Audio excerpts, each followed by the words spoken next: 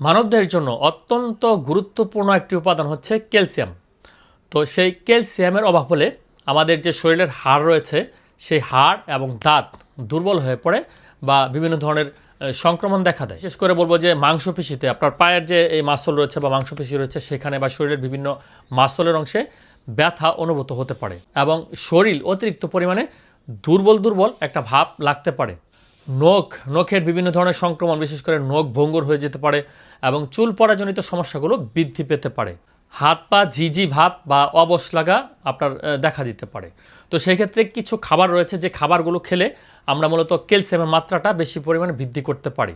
তার মধ্যে 1 নম্বর হচ্ছে আপনার দুধ, 2 নম্বর হচ্ছে আপনার বাদাম জাতীয় যে সমস্ত বীজযুক্ত ফল রয়েছে সেগুলো, যেমন কাঠবাদাম, কাজু বাদাম, এই সমস্ত খাবার খাদ্য তালিকায় রাখতে পারেন। পাশাপাশি দই, পনির, ব্রোকলি, ওটস, ডিম ইত্যাদিতে প্রচুর পরিমাণে আপনার ক্যালসিয়াম পাওয়া যায়।